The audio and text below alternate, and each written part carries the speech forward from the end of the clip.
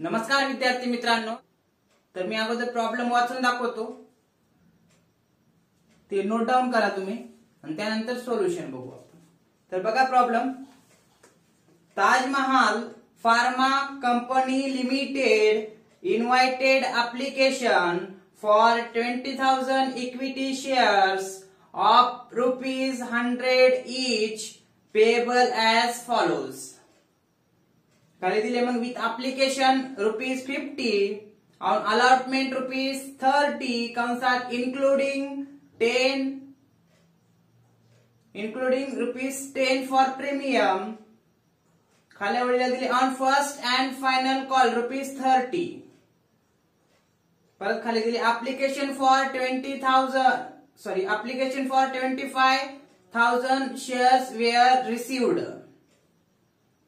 The board of director of the company decided, काय decided केले बघा खाली नंबर 1 मध्ये दिले to reject 1,000 application and refund the money thereon।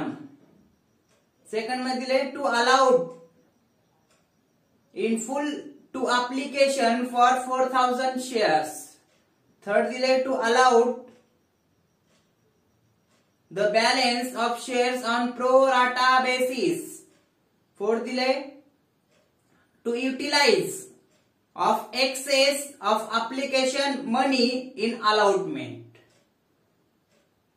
खाली पॅराग्राफ पाडून दिले one applicant to whom share has been allotted on pro rata basis did not pay amount due on allotment and on call, full stop, his 20 shares were forfeited, full stop। परत the shares were reissued at rupees 90 per share, full stop। देऊन pass the journal entries.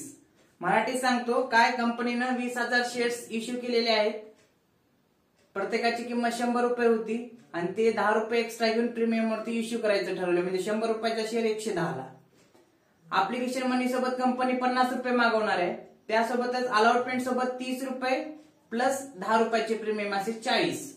आणि first and final call, इथं first and final call एकच call तयार केलाय, first and final call नावानं, separate नाही, म्हणून एकच कॉल आहे 30 रुपयाचा। असे 110 रुपये म्हणजे 100 रुपये शेअर्सचे प्लस 10 रुपये प्रीमियमचे मागवले जाणार आहेत। खाली पॅराग्राफ मध्ये सांगितले की बाबा खाली वेळेला दिले की 25,000 कंपनीकडे एप्लिकेशन आले होते शेअर्स साठी, आणि जे काय बोर्ड ऑफ डायरेक्टर आहेत कंपनीचे त्यांनी काय डिसाइडेड केले बघा की त्या 25,000 शेअर्स मधून 1,000 शेअर्स फुल्ली रिजेक्ट करायचे, म्हणजे ते 1,000 शेअर्स 25,000 पैकी 1,000 एप्लिकेशन रिजेक्ट म्हणून दाखवलेत। मग 1,000 गेले 25,000 मधून एप्लिकेशन, तर राहिले 24,000। सेकंड नंबर मध्ये दिले to allot in full to application for 4,000 share. 4,000 साठी जे काही एप्लिकेशन आले होते त्यांना फुल्ली काय केलेत, शेअर देऊन टाकले, म्हणजे 25,000 एप्लिकेशन मधून 1,000 रिजेक्ट केले, 24,000 राहिले। 24,000 मधून 4,000 एप्लिकेशनला ज्याने 4,000 केले त्या 4,000 एप्लिकेशनला 4,000 शेअर्स दिले। कंपनीकडे 20,000 होते, त्या 20 पैकी 4,000 एप्लिकेशनला देऊन टाकले। आणि to allowed the balance of shares on pro rata basis, आणि राहिलेले शेअर्स प्रो राटा बेसिस वरती द्यायचं ठरले। आणि नंतर सांगितले जे काही एक्स्ट्रा मनी आलेली आहे एक्सेस एप्लिकेशन सोबत ती युटिलाइज करा म्हणले, कुठं, अलॉटमेंट मध्ये। पॅराग्राफ पाडून सांगितले एक एप्लिकंट होता, त्यानं कंपनीचे प्रो राटा बेसिस वरती काही शेअर्स घेतले होते, आणि त्या शेअर्स वरती त्या व्यक्तीनं काय केले की अलॉटमेंटची मनी बी भरली नाही विथ प्रीमियम, आणि फर्स्ट कॉल आणि फायनल कॉल त्याची बी रक्कम भरली नाही, म्हणून कंपनीने त्या एप्लिकंटची किंवा ज्यानं अलॉटमेंट आणि कशाची रक्कम, फर्स्ट कॉलची रक्कम भरली नाही त्याची शेअर्स किंवा त्याचे शेअर्स जप्त केलेले आहेत 20 शेअर्स, आणि रिइश्यू केलेले आहेत कुणाला तरी।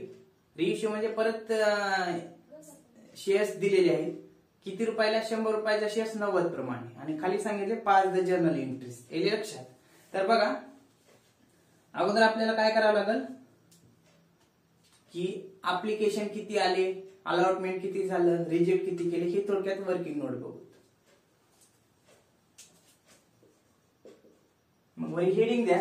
काय हेडिंग द्या? Allotment statement. बघा थोडक्यात तुम्हाला वर्किंग नोट मध्ये अलॉटमेंट स्टेटमेंट.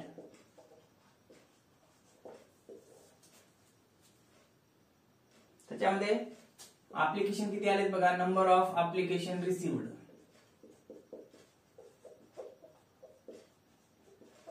कंपनीकडे किती आलेत ऍप्लिकेशन, तर 25,000. हे लक्षात. मग कंपनीनं काय केले आहे आणि कंपनीकडे किती शेअर्स आहेत, तो number of share available for allotment 20,000. हे लक्षात. नंतर एक्सेस ऍप्लिकेशन. एक्सेस ऍप्लिकेशन बघा किती आले, तर 5,000 आले. हे लक्षात. म्हणजे कंपनीकडे ऍप्लिकेशन आले 25,000 पण अवेलेबल किती होते शेअर्स कंपनीकडे 20,000. डिफरन्स किती आहे, म्हणजे एक्सेस किती आले ऍप्लिकेशन 25,000, सॉरी 5,000. Access application 5,000. मग पुढे काय सांगितले, त्याच्यातून लेस करा. काय ऍप्लिकेशन रिजेक्टेड. हे तुम्हाला समजण्यासाठी बरं का एक working note. Application rejected. Application reject किती करायचे सांगितले बघा खाली पॅराग्राफ मध्ये, की 1,000 जे काही ऍप्लिकेशन आले ते फुल्ली रिजेक्टेड केले.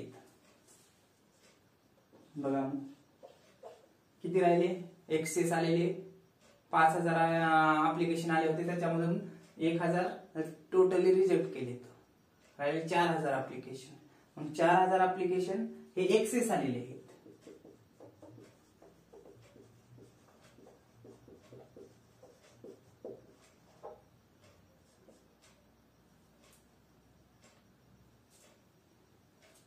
बघा ह्याच्या खालीच मग हे एक्सेस आले आहेत 4,000 ऍप्लिकेशन.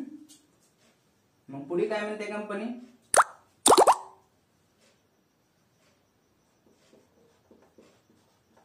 नंबर ऑफ ऍप्लिकेशन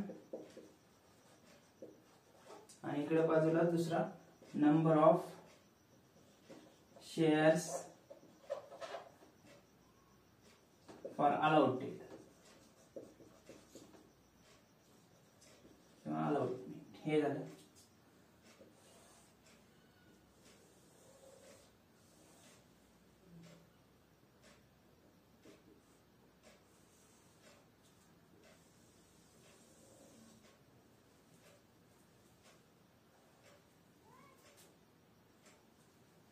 बघा मग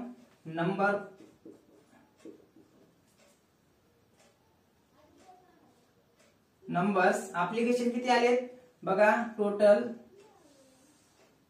24,000 ऍप्लिकेशन राहिले. कसे की 25,000 ऍप्लिकेशन आले होते, त्याच्यामधून 1,000 टोटली रिजेक्ट केलेत ऍप्लिकेशन. राहिले किती 24,000 राहिले. हे लक्षात. आणि अलॉटमेंट करण्यासाठी शेअर्स किती आहेत कंपनीकडे, एवढे 20,000च. पुढे काय सांगितले, लेस याच्यातून करा. Fully issued. फुल्ली इश्यूड किती करायचं ठरले हो, तर 4,000 ऍप्लिकेशनला किती शेअर द्यायचं ठरले, 4,000 द्यायचं ठरले. किती राहिले 24,000 मधून 4,000 गेले, 20,000 इकडं 16,000 राहिले. हे लक्षात. मग त्यानंतर काय प्रोराटा. याच्यावर काय करावं लागेल, pro rata allotment. Pro rata allotment काढा. मग प्रो राटा अलॉटमेंट लगेच. Pro rata allotment. हे 3 शून्य कटले, हे 3 शून्य कटले. 4×5 20 आणि इकडं 4×16.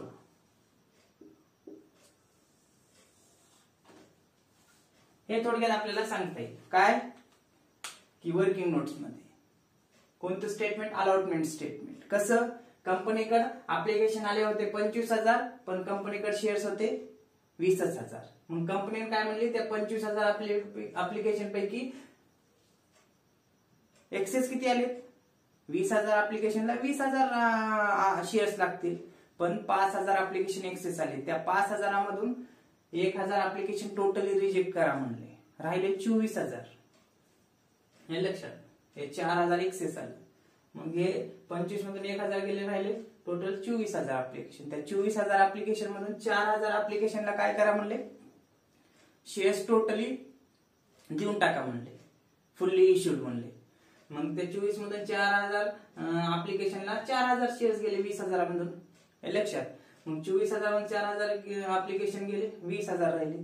इकडून 20,000 अप्लिकेशन 20,000 शेअर्स होते, 4,000 अप्लिकेशन 20,000 मधून 4,000 गेले, राहिले 16,000, हे लक्षात. मग आता काय करावं लागेल, ह्या 20,000 आणि 16,000चं प्रोराटा बेसिस वरती आपल्याला रेशिओ काढावं लागेल.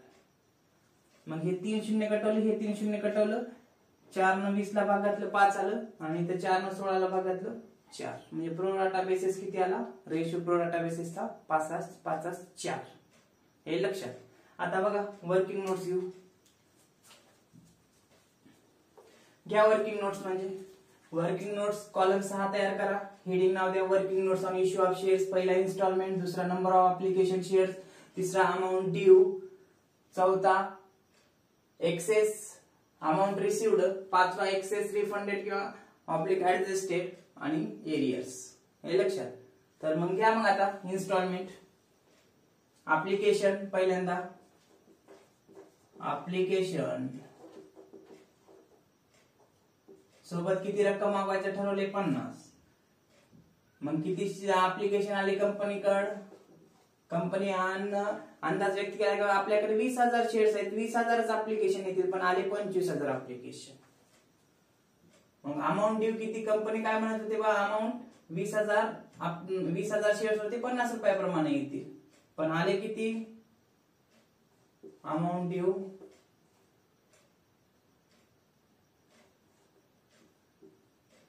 10 लाख.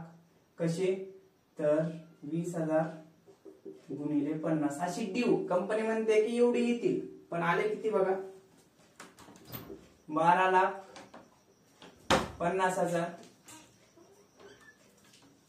त्याच्यामध्ये 20,000 अप्लिकेशन, 25,000 अप्लिकेशन गुणिले 50 असे, हे लक्षात. हे एवढे आले, 12,50,000 अमाऊंट आली. कंपनी मध्ये एवढी येईल, पण एवढे आले. एक्सेस किती आले, तर 50,000 आणि हे 50,000, आणि इथे थोडं अंतर सोडून लिहितो 2 लाख. कसे बघा, 10 लाख येतील म्हटले, पण 12,50,000 आले. एक्सेस किती आले, 2.5 लाख. 2.5 लाखामधून काय म्हणले कंपनीनं, जे काही आहेत 50,000 ते काय करा म्हणले, 1,000 गुणिले असे 50, म्हणजे 50,000 रिजेक्ट करा, रिफंड करा, म्हणून ते घेतले. एक्सेस आलेले रिफंड करायचे म्हणून, आणि राहिलेले 2 लाख कशासाठी करा म्हणले, ऍडजस्टेड करा म्हणले. मग इथं 4,000 गुणिले 50, हे लक्षात. इथे येईल का काही एरियर्स, नाही.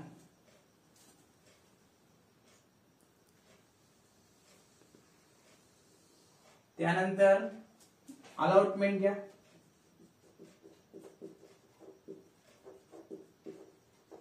अलॉटमेंट किती, 20 अलॉटमेंट मनी आणि प्रीमियमचे 10 असे 30. कंपनीकडे शेअर्स किती होते, 20 अलॉटेड करायचं ठरवलं. अमाऊंट ड्यू किती होईल, 20,000 वरती 30 रुपये प्रमाणे 6 लाख ना. 20,000 गुणिले 30, पण आले किती, तर आले किती आपल्याला. मग अमाऊंट रिसिव्ड ऑन अलॉटमेंट हे करावं लागेल. तर बघा, मग हे काढल्यानंतरच ही इथली अमाऊंट येईल. बघा आपण हे काढू, मग तिथे जाऊ. घ्या मग amount received on allotment working notes. त्याच्यामध्ये टोटल अमाऊंट ड्यू किती झाली बघा. Total amount due on allotment किती झाले हो 20,000 शेअर्स वरती 50 रुपये विथ प्रीमियम सेल बरं का. कंपनी म्हणते 6 लाख रुपये येते, पण याच्यातून काही लेस करावं लागेल का. काही लोकांनी काय या 4,000 ऍप्लिकेशन वरती टोटल 25 होते, 1,000 रिजेक्ट केले, राहिले 24,000. 24,000 मध्ये 24,000 ऍप्लिकेशन आहेत, 20,000 शेअर्स आहेत. मग 4,000 वरती एक्सेस अमाऊंट आले ना, ते ऍडजस्ट करावं लागेल अलॉटमेंट मध्ये. मग इथं एक्सेस अमाऊंट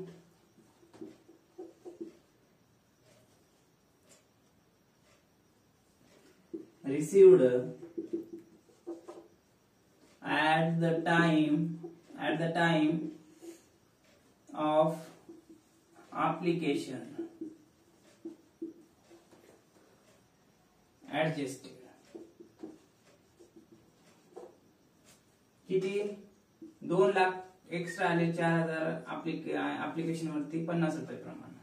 किती आले अमाऊंट 6 लाखामधून 6 लाखामधून 2 लाख गेले, राहिले 4,000. हे ड्यू बॅलन्स ऑन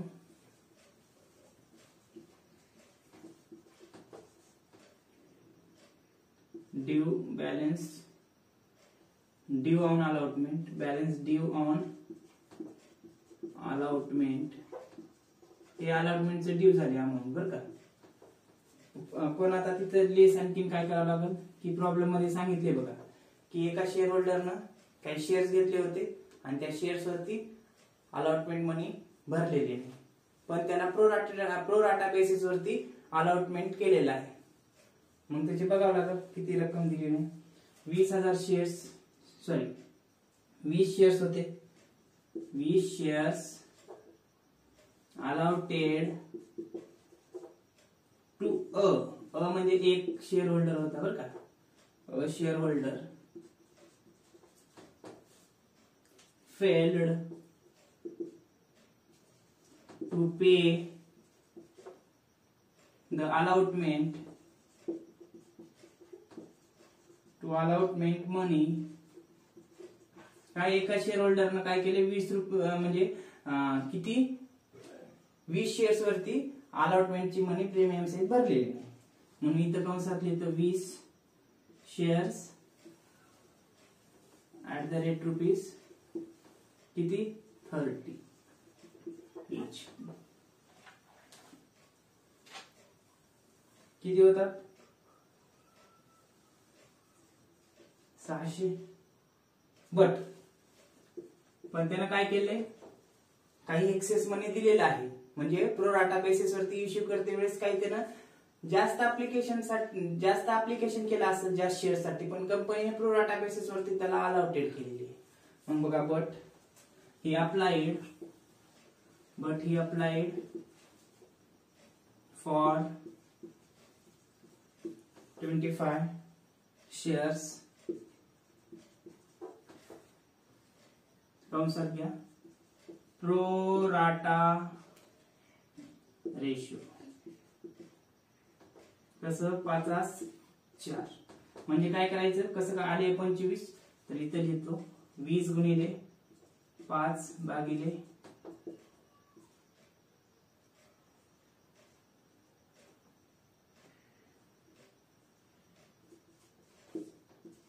याला बघितल्यानंतर 25 येते. हे लक्षात म्हणजे 25 शेअर साठी त्यानं ऍप्लिकेशन केलं ते पण कंपनीने त्याला 20च अलॉटेड केले हे लक्षात. म्हणून इथं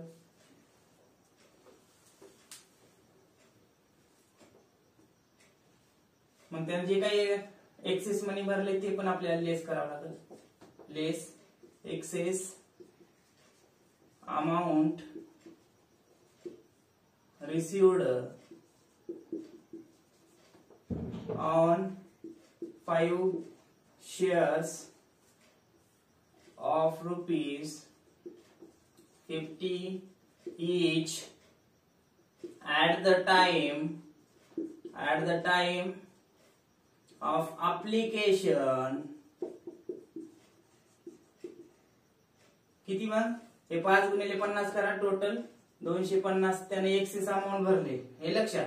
मग 600 त्यांना भरायला पाहिजे होतं अलॉटमेंटची मनी, पण भरले किती अगोदरच त्यांनी 250. मग 600 मधून 250 गेले 350. 350 वजा करा. 4 लाखामधून 350 वजा केले असता किती आले? 3,99,650. ही ऍक्च्युअल काही net amount. Net amount received on allotment. याला स्टार द्या म्हणजे तुमच्या लक्षात येईल किंवा इथं मग घ्या. मग 3,99,650 इथं पण स्टार द्या आणि कंसामध्ये किती शेअर्स वरती. तर आता बघा 20 टोटल 20,000 शेअर्स मधून 20 वजा करा. 19,980 गुणिले 50 करा बरं. येते का बघा एवढी अमाऊंट येईल. बघा इथं मग एक्सेस रिफंडेड किंवा ऍडजस्टेड येईल का? काही नाही येणार, कारण ती ऍप्लिकेशन सोबतच आली होती, अलॉटमेंट सोबत आलेली नाही. आणि ते एरियर्स किती राहील मग? 350 भरले नाहीत, कारण एक व्यक्ती होता 20 शेअर्स त्याला दिले होते, पण त्याने ऍप्लिकेशन किती केले होते? 25. 25 वरती 50 रुपयाप्रमाणे अशी एक्सेस अमाऊंट ऑलरेडी दिलेली आहे त्यांनी. म्हणून इथं ऍक्च्युअल ड्यू अलॉटमेंट वरती 20 शेअर्स वरती 30 रुपयाप्रमाणे 600 होतात, पण त्याने अगोदर 250 दिले होते. मग त्यांना द्यायचे 350 राहिले होते, पण त्यांना दिले नाही. हे लक्षात. मग ते वजा करावं लागेल 4 लाखामधून. हे लक्षात. हे ऍक्च्युअल अलॉटमेंट मनी भेटली, म्हणून इथं त्या व्यक्तीनं धरले नाही 20 शेअर्स वरती 30 रुपयाप्रमाणे 350. कसे 600 होतात? 20 गुणिले 30 असे 600 होतात, पण त्यानं आधीच अगोदर 250 रुपये भरलेले आहेत, ते वजा करून 350. पुढे मग घ्या. मग फर्स्ट अँड फायनल कॉल किती रुपयाचा होता? तर 30 रुपयाचा.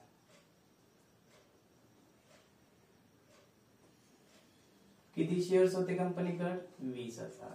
कंपनी काय म्हणते 20,000 गुणिले 30 अशा प्रमाणे किती येतील? 6 लाख रुपये अलॉटमेंट वरती भेटतील. 20,000 ऍप्लिकेशन वरती 30 रुपये प्रमाणे पण आले किती? तर आता बघा त्या व्यक्तीने काय केले? अलॉटमेंटचीच मनी भरली नाही, तर मग फर्स्ट अँड फायनल कॉलची भरली का? नाही. प्रॉब्लेम मध्ये सांगितले बघा काय? Due on allotment and on call did not pay amount. म्हणजे अलॉटमेंट आणि जे काही कॉल ठरलेला आहे या प्रॉब्लेम मध्ये एकच कॉल सांगितला आहे, फर्स्ट अँड फायनल. मग त्याची बी रक्कम भरली नाही, म्हणजे ती रक्कम आपल्याला भेटणार नाही. मग इथे घ्या किती भेटली? मग 5,99,400. किती? 19,980 गुणिले 30. कारण 20 शेअर्स वरती 30 रुपयाप्रमाणे किती होता तो? 600 भेटले नाही. मग इथं कॉल्स इन एरियर्स किती? 600. घ्या मग आता टोटल ₹100 प्लस 10 असे 110 विथ प्रीमियम. इथं किती? टोटल यांचं केल्यानंतर 22 लाख. इकडे यांचं टोटल केल्यानंतर येतील 22,49,050. कारण एक्सेस अमाऊंट आलेली होती. इकडं 2,50,000 ते एक्सेस आले होते. त्या एक्सेस आलेल्या पैकी आपण काय केलं? 2 लाख ऍडजस्ट करायचं ठरवलं आणि 50,000 रिफंड करायचं ठरवलं. इकडं हे 950. हे झाल्या वर्किंग नोट्स. हे लक्षात. आता जर्नल एंट्रीज बघू.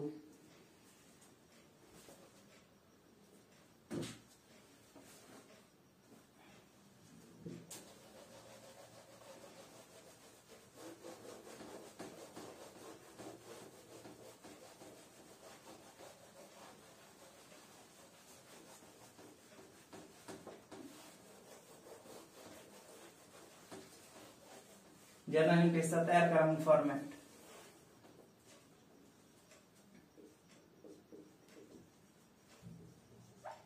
जर्नल एंट्रीज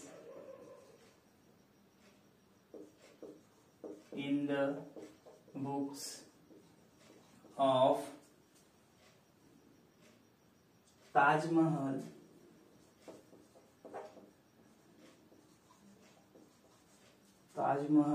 Pharma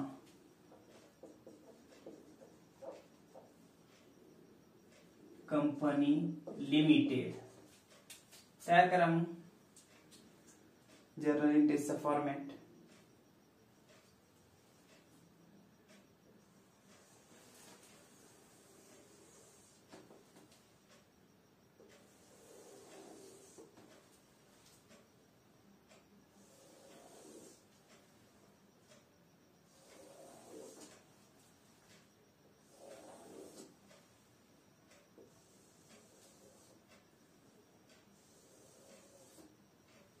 या मग डेट, नंतर पर्टिक्युलर्स, नंतर एलएफ, इथं डेबिट अमाऊंट, इकडं क्रेडिट अमाऊंट किंवा डेबिट रुपीज क्रेडिट रुपीज जरी केला तरी चालेल. हे लक्षात घ्या. मग पहिली एंट्री काय होईल? ऍप्लिकेशन मनी भेटली. घ्या मग number 1 bank account debit, 2 share application account, narration घ्या, being share application money received on 25,000 shares. हे इथे घ्या मग 25,000 गुणिले किती सांगितले? 50 ऍप्लिकेशन असे 12,50,000. इकडे पण घ्या क्रेडिटला 12,50,000. पुढे काय सांगितले कंपनीनं? दुसरी एंट्री काय होईल? शेअर ऍप्लिकेशनची मनी 20,000 शेअर्स वरती 50 रुपयाप्रमाणे ती रक्कम शेअर कॅपिटलला पाठवा. त्यासोबतच 2 लाख रुपये ऍडजस्टेड म्हणून कुठं वापरा? अलॉटमेंट मध्ये वापरा. आणि 1,000 शेअर्सचे 50 रुपयाप्रमाणे रिजेक्ट करा. घ्या मग दुसरी entry, share application account debit, किती हीच अमाऊंट 12,50,000. 2 शेअर कॅपिटल अकाउंट, कंपनीचे जेवढे शेअर्स आहेत कंपनीकडे तेवढीच अमाऊंट शेअर कॅपिटलला पाठवायची. म्हणजे कंपनीकडे शेअर्स किती होते? 20,000, त्याच्यावर 50 प्रमाण किती? 4 लाख. दुसरा account 2 share allotment account, 4,000 shares वरती 50 रुपयाप्रमाणे जी काही रक्कम आलेली आहे किती? 2 लाख. बरोबर. इथं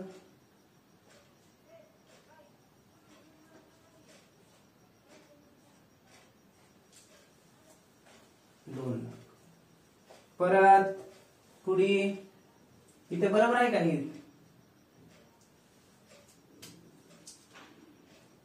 10 लाख येईल की हो?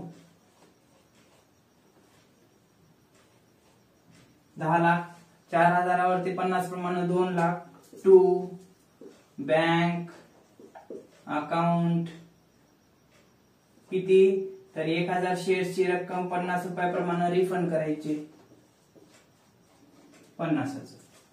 हे झालं काय? शेअर ऍप्लिकेशनची मनी 20,000 वरती 50 प्रमाणे 10 लाख पाठवून द्या, ट्रान्सफर करा शेअर कॅपिटलला. त्यानंतर 2 शेअर अलॉटमेंट, 4,000 शेअर्स वरती एक्सेस मनी आलती 50 रुपयाप्रमाणे, ती काय करायची? इथं कंसात ऍडजस्टेड. बरं का? ऍडजस्टेड करायची. आणि इथं कंसात लिहा रिफंडेड. बरं का? हे नॅरेशन लिहून घ्या लगेच. being share application money transfer to share capital excess money refunded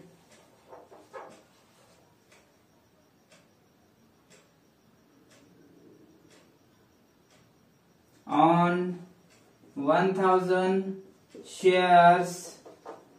हे लक्षात. and the amount adjusted towards allotment on 4000 shares. हे झालं narration.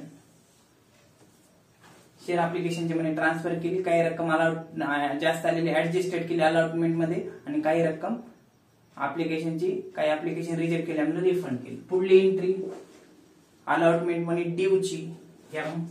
Share allotment account DR किती 20,000 शेअर्स वरती किती रुपये प्रमाण 30 कसे 20 रुपये अलॉटमेंटचे प्लस 10 प्रीमियमचे, असे टोटल किती 6 lakh. 6 lakh. To share capital account इथं 20,000 ऍप्लिकेशन वरती 20 रुपये प्रमाणे शेअर कॅपिटल किती येईल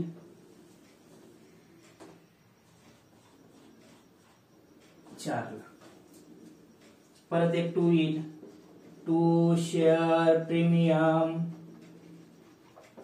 अकाउंट 20,000 ऍप्लिकेशन 20,000 शेअर्स वरती 10 रुपये प्रमाणे प्रीमियम भेटलेला आहे, ते होतील 2 लाख. हे लक्षात. नॅरेशन घ्या मग लिहून. काही narration being share allotment money due on 20,000 shares including premium ₹10. ही झाली शेअर अलॉटमेंट मनी ड्यूची आणि शेअर प्रीमियम रक्कम लगेच त्याच्यासोबत असली. आता आप शेअर अलॉटमेंट मनी भेटलेली एंट्री करा. पैसे भेटले म्हणले की मग बँक अकाउंट डेबिट. हे लक्षात. किती प्रमाणे मिळतील किती शेअर्स वरती तर दिले तिथे 19,980 गुणिले किती 30.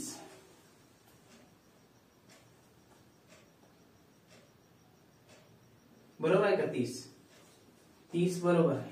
मग इथं 50 नाही येणार, इथं किती येणार 30. 19,980 शेअर्स होते 30 रुपये प्रमाणे किती होते तर बघा दिले अमाऊंट मिळालेली 3,99,650. 3,99,650. हे लक्षात. 2 काय करावं लागेल 2 शेअर अलॉटमेंट अकाउंट हीच अमाऊंट क्रेडिटला पण तेवढीच किती 3,99,650. being narration घ्या being share allotment money received being share allotment money received being share allotment म्हणून received except a shareholder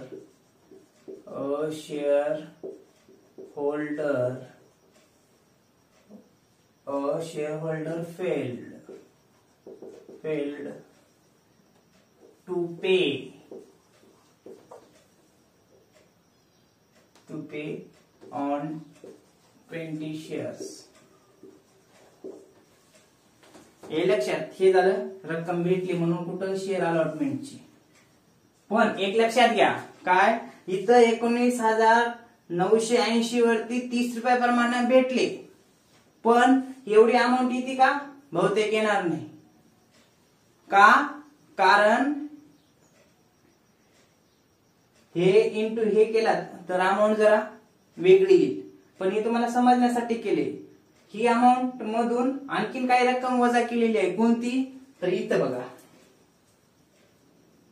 250 he access भरली आहे. कोण? ह्या एका शेअर होल्डरनं. जरी त्यांना अलॉटमेंटची रक्कम जरी 600 रुपये भरलेली नसली तरी अगोदरच ऍप्लिकेशन सोबत 250 आगाऊ रक्कम भरलेली आहे. मग ती वजा करून ही रक्कम येईल बरं का. म्हणून इथे थोडं हे इंटू हे केला तर एवढी टोटल येणार नाही बहुतेक. हे लक्षात, तेवढं तुम्ही समजून घ्या. म्हणजे हे तुम्हाला फक्त समजण्यासाठी घेतलं मी अमाऊंट. किंवा हे घेणार गेलं तर चालते इंटू इथं बँकेचं, कारण आपण अशी इथं वर्किंग नोट्स मध्ये सांगितलंय ते 3,99,650 कसे आले ते. हे लक्षात.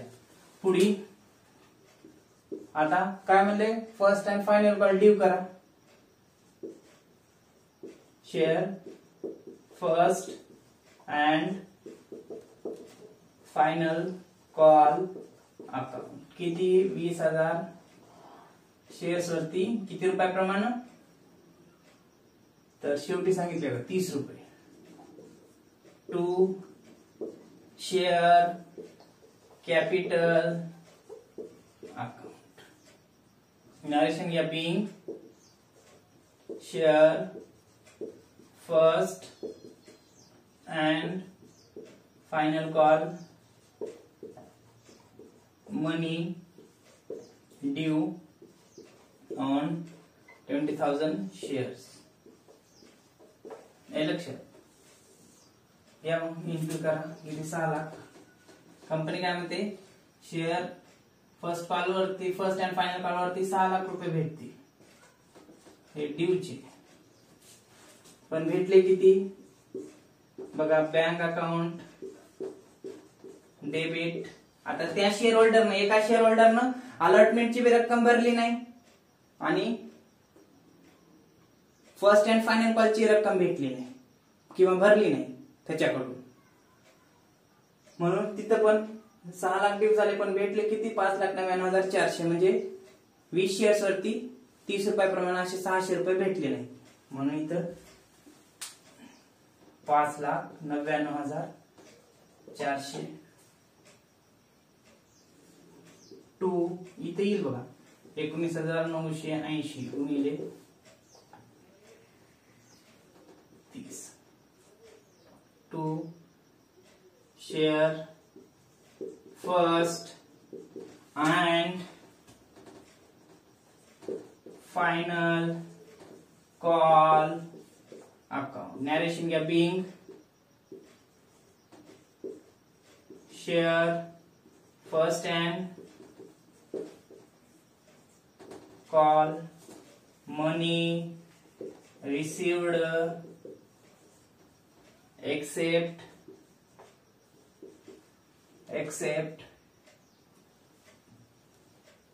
one shareholder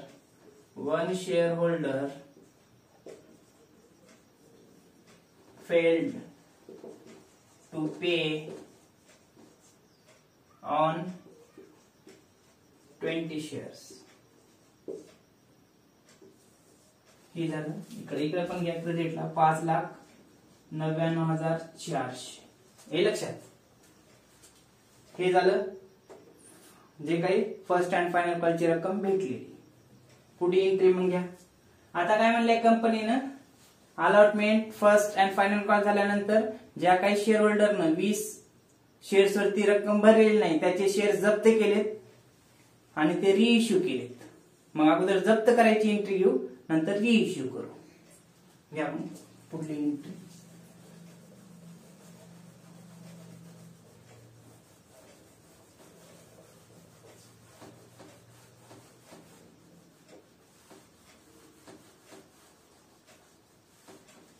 आणखीन किती एंट्री होतील? 6.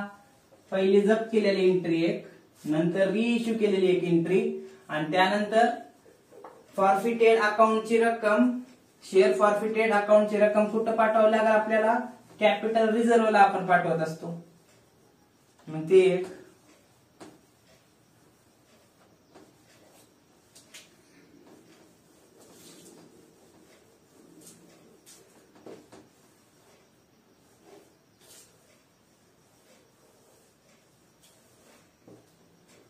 या मग एंट्री नंबर 7 कोणती होईल?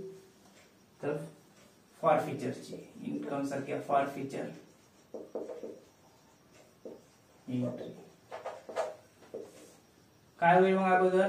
Share capital account debit. आता त्या शेअर होल्डरनं, एका शेअर होल्डरनं किती 20 शेअर्स घेतले होते, त्यानं अप्लिकेशनची मनी आणि थोडी जास्तीची मनी भरलेली आहे ऍप्लिकेशन सोबतच.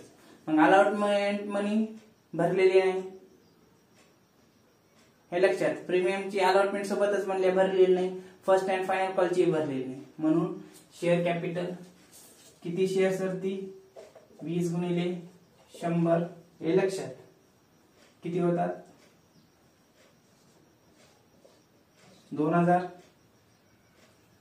शेअर प्रीमियम पण डेबिट करावं लागेल. शेअर प्रीमियम अकाउंट डेबिट किती? 20 शेअर्स वरती 10 रुपये प्रीमियम सांगितलंय ना, 200. त्यानंतर 2 शेअर अलॉटमेंट अकाउंट हे लक्षात. मग त्यानं रक्कम जी भरली नाही अलॉटमेंट वरती, किती भरली नाही हो? आपण इथं सांगितलंय 350. जरी 600 होत असली तरी अगोदर त्यानं 250 भरलेली आहे, म्हणून फक्त 350 शेअर अलॉटमेंट क्रेडिटला 350. 2 share first and final call account किती? 20 गुणिले 30 सांगितले ना, असे किती येतील?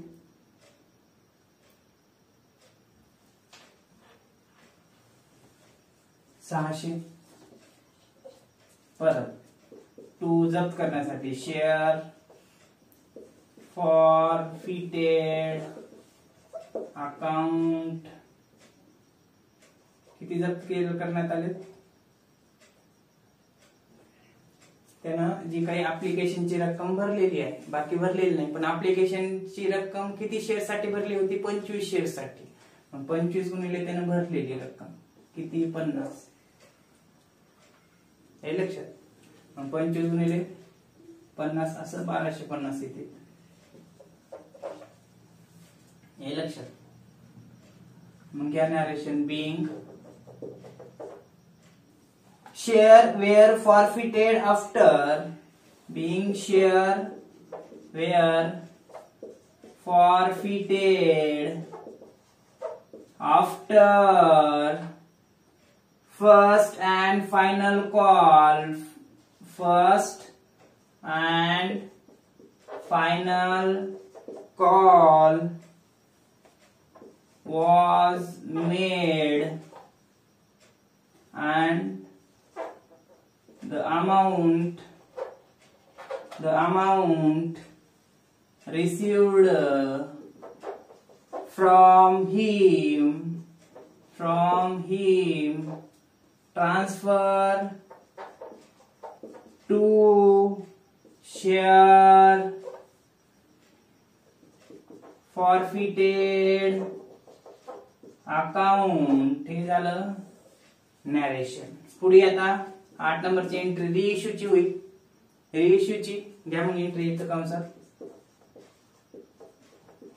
रिइश्यू. पण प्रॉब्लेम मध्ये रिइश्यू कशावरती करायचं ठरवलंय? 100 रुपयाचा शेअर्स 90 रुपयाला द्यायचं ठरवलंय. याले लक्षात दिले बघा प्रॉब्लेम मध्ये काय की the shares were reissued at ₹90 per share. जप्त केलेले जेवढे शेअर जप्त केले तेवढं पूर्णपणे फुल्ली काय केलेत? रिइश्यू केलेत. मग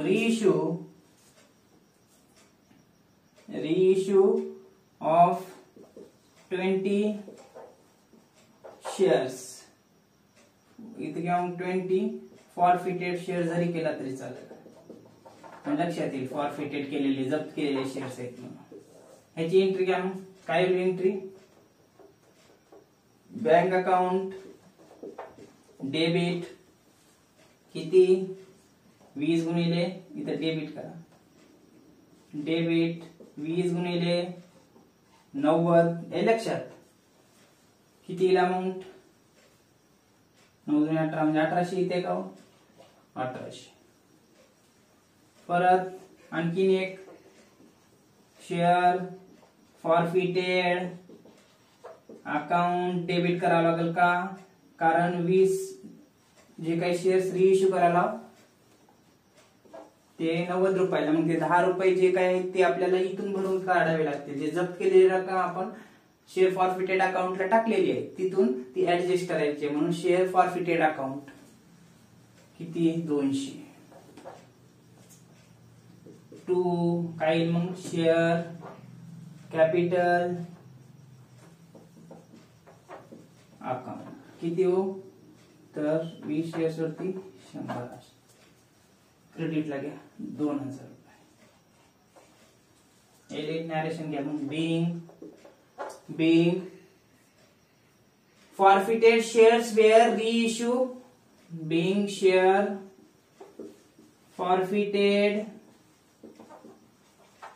being किंवा forfeited shares असे लिहिलं तर चालेल. Share forfeited were reissued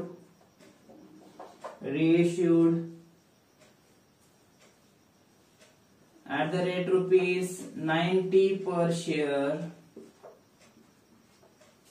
₹90 per share and the difference adjusted from share forfeited account.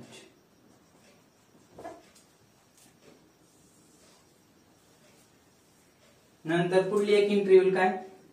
जे काही जप्त केलेली रक्कम आहे काही ऍडजस्टेड केली कुठून? शेअर फॉरफिटेड अकाउंट मधून, आणि राहिलेली रक्कम आपल्याला कॅपिटल रिझर्व्हला पाठवावं लागेल. मग बघा एंट्री काय होते? मग share forfeited account debit to capital reserve account. हे लक्षात. अमाऊंट किती ते आता आपल्याला समजून घ्यावं लागेल. तर बघा जप्त केलेली रक्कम किती आहे? वरी दिल्या शेअर फॉरफिटेड अकाउंटला 1250 जप्त केले. हे लक्षात. 1250 पैकी जे काही रिइश्यू केले तिथं 100चा शेअर्स 90ला विकला म्हणजे तिथं 10 रुपये नुकसान आहे. मग 20 रुपये शेअर्स वरती इथं लिहितो 20 गुणिले 10 किती? 200. जप्त केलेले किती होते रक्कम? 1250. 1250 मधून 200 गेले, राहिले किती? 1050. हे लक्षात. 1050 कुठं पाठवावं लागेल? तर कॅपिटल रिझर्व ट्रान्सफर करावं लागेल. म्हणजे शेअर फॉरफिटेड अकाउंट डेबिट किती? 1050 आणि क्रेडिटला आपण 1050. नरेशन घ्या मग. being balance of forfeited, being balance of forfeited account, transfer to capital reserve account.